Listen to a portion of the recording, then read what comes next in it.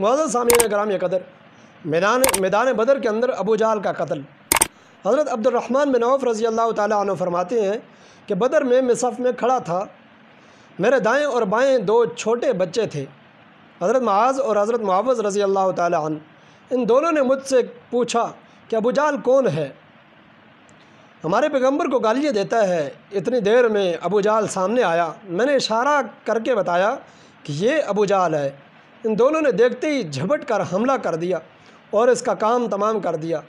یہ دیکھتے ہی ابو جہل کا بیٹا عکرمہ، جو بعد میں مسلمان ہوا، نے حضرت معاذ رضی اللہ تعالیٰ عنہ کے شانے پر اس قدر زور سے تلوار ماری کہ ہاتھ کٹ گیا، لیکن تسمہ لٹک رہا تھا، ہاتھ بیکار ہو گیا۔ جب ہاتھ کے لٹکنے سے تکلیف زیادہ ہوئی تو ہاتھ کو پاؤں کے نیچے دبا کر علیحدہ کر دیا اور پھر جہاد میں مشغول ہو گئے۔ سبحان اللہ! یہ کوئی بہادر بڑا سپہ سالار نہیں ہے، بلکہ ایک معصوم بچہ ہے۔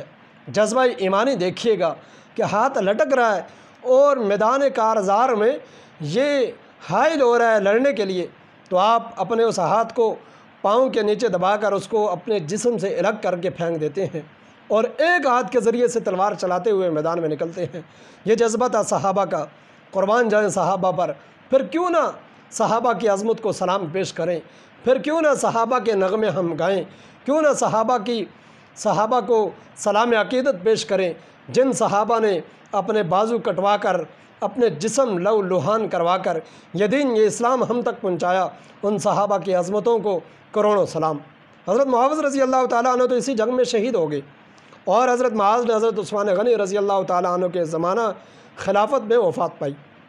فتح مکہ کے بعد ابو جہل کو تلاش کیا گیا تو ابن مسعود رضی اللہ تعالیٰ عنہ فرماتے ہیں کہ لاشوں کے اندر ملا، ابھی زندگی کی رمق باقی تھی۔ میں تلوار لے کر اس کے سینے پر چڑھ گیا تو وہ کہنے لگا، اے بکریوں کے چرانے والے، تو بہت اونچی جگہ پر بیٹھا ہے۔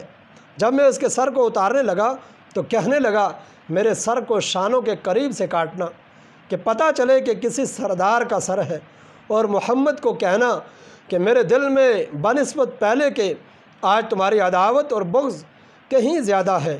ابن مسعود رضی اللہ تعالیٰ عنہ فرماتے ہیں کہ اس کے سر کو قلم کر کے، اس سر کو لے کر آپ صلی اللہ علیہ وسلم کی خدمت میں پہنچا اور ابو جہل کا پیغام دیا تو آپ صلی اللہ علیہ وسلم نے فرمایا، یہ میرا اور میری امت کا فرعون ہے، جس کا شر اور فتنہ موسیٰ علیہ السلام کے فرعون سے کہ شر اور فتنے سے کہیں بڑھ کر ہے۔ اس نے مرتے وقت ایمان قبول کر لیا تھا اور اس نے مرتے وقت بھی کفر اور تکبر کے کلمات ہی کہے۔ یعنی دیکھیے گا کہ ابو جہل کتنا بڑا تکبر اور غرور کتنا زیادہ تھا ابو جہل کے اندر، کہ آپ صلی اللہ علیہ وسلم فرماتے ہیں کہ میرا اور میری امت کا فرعون ابو جہل ہے، کہ موسیٰ علیہ السلام کے فرعون نے تو مرتے وقت کہا تھا کہ میں موسیٰ اور ہارون کے رب پر ایمان لاتا ہوں، لیکن فرمایا میرا فرعون کیسا ہے میرے دور کا، کہ وہ مرتے وقت بھی کہہ رہا ہے کہ میرا سر شانوں سے کاٹنا تاکہ میرا سر بڑا لگے، اور جب وہ کفار کے ان لاشوں کے درمیان میں رکھا ہوا ہو تو دیکھنے والے دیکھ کر پہچان لے کہ یہ سردار کا سر ہے۔ تو یہ تکبر و غرور تھا۔ میرے بھائیو، دوستو اور بزرگوں، رب العالمین تکبر اور غرور کو مٹانے والے ہیں۔ اللہ کو تکبر اور غرور پسند نہیں، اور یہی غرور تھا، یہی تکبر تھا، یہی اناپ پرستی تھی جس نے ابو جہل کو اسلام کے قریب نہیں آنے دیا۔ کیا وجہ تھی کہ ابو جہل اسلام کے قریب نہیں آیا؟ ابو جہل اسلام کے خلاف سب سے پہل کرنے والا تھا اور سب سے آگے رہنے والا تھا اسلام کے خلاف تدبیریں کرنے میں۔ وجہ کیا تھی؟ کیا ابو جہل کو کلمہ پڑھنا نہیں آتا تھا؟ بلکہ ابو جہل بنسبت آج کے عجمیوں کے زیادہ کلمے کو جاننے والا تھا۔ وہ تو عرب تھا، وہ تو کلمے کے مفہوم اور مطلب کو بھی سمجھنے والا تھا۔ اس نے کلمہ کیوں نہیں پڑھا؟ اس لیے نہیں پڑھا کہ میرا غرور، میرا تکبر، میری بادشاہت، میری انا پرستی، یہ سب اسلام کی غلامی میں آ جائے گا۔ جب میں کلمہ پڑھ لوں گا تو پھر کلمہ پڑھنے کے بعد میری اپنی کوئی ذاتی خواہشات باقی نہیں بچیں گی۔ میرا تکبر، میرے غرور، میری اناس، میرا مال، میری چدراہٹ، میری بادشاہت سب اسلام کے سامنے گر جائیں گی اور ختم ہو جائیں گی۔ اس لیے وہ اپنی بادشاہت کو گرانا نہیں چاہتا تھا۔ تو اس کو بھی، ابو جہل کو بھی پتہ تھا کہ کلمہ پڑھنے کے بعد غلامی رسول اور اللہ کی غلامی میں زندگی گزارنا لازم اور ضروری ہو جاتا ہے۔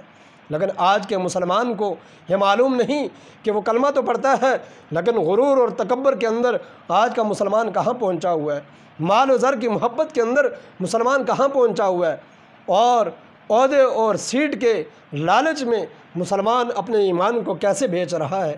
مسلمان دنیاوی خواہشات اور اپنے نفس کی خواہشات کی غلامی میں کتنا آگے نکل گیا ہے کہ اس کو اسلام کی فکر ہی نہیں۔ آج کے مسلمان سے بہتر کل کا ابو جہل اسلام کو سمجھنے والا تھا، اسی لیے اس نے اسلام کو قبول نہیں کیا۔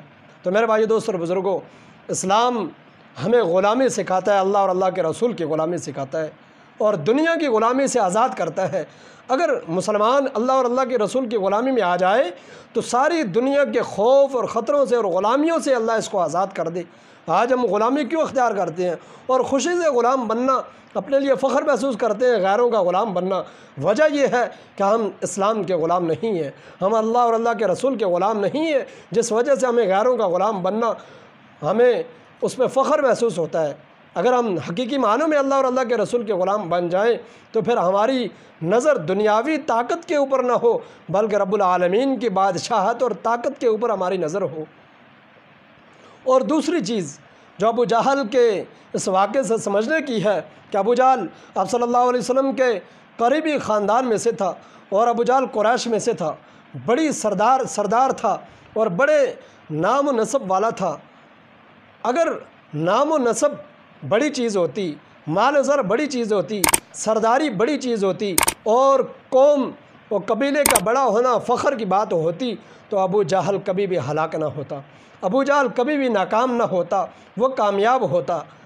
میرے بھائیو دوستو اور بزرگوں، میرے اور آپ کے رب کے نزدیک صرف اور صرف اگر عزت ہے تو وہ اسلام کے اندر ہے، اگر عزت ہے تو وہ پرہیزگاری کے اندر ہے۔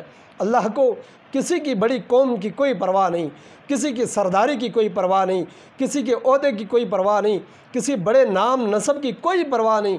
اللہ کو اگر پرواہ ہے، اللہ کے ہاں اگر کسی کی قدر و قیمت ہے تو وہ اسلام کے حقیقی معنوں میں سپاہیوں کی قدر و قیمت ہے، اسلام کو ماننے والوں کی قدر و قیمت ہے، جو اسلام کو صحیح معنوں میں ماننے والے ہیں، اللہ کے ہاں ان کی قدر و قیمت ہے۔ اللہ کے ہاں قدر و قیمت تھی حضرت بلال رضی اللہ تعالیٰ عنہ کی، جو ابو جہل کی بنسبت ایک غلام در غلام ہیں اور غریب ترین ہیں، غلامی میں زندگی گزارنے والے ہیں، لیکن اسلام کے حقیقی معنوں میں سپاہی ہیں۔ اللہ نے بلال کو بیت اللہ کا مؤذن بنا دیا، بیت اللہ کی چھت پر چڑھ کر بلال اللہ اکبر کی صدائیں بلند کر رہا ہے اور ابو جہل میدان بدر کے اندر معصوم بچوں کے ہاتھوں سے قتل ہو کر ذلیل و رسوا ہو رہا ہے۔ اللہ نے ابو جہل کو میدان بدر کے اندر ذلیل و رسوا کروا کر اور بلال کو بیت اللہ کا مؤذن بنوا کر یہ بتلا دیا کہ اللہ کو اسلام پسند ہے اور اسلام کے ماننے والے پسند ہیں۔ رب العالمین ہمیں حضرت بلال حبشی رضی اللہ تعالیٰ عنہ جیسا سچا اور حقیقی معنوں میں اسلام پر چلنے والا جذبہ ہمیں نصیب فرمائے، اور ابو جہل کے تکبر و غرور اور مال و زر کے گھمنڈ میں آنے کی بنیادی وجہ کو سمجھ کر ہمیں حقیقی معنوں میں اسلام کو اپنانے کی توفیق عطا فرمائے۔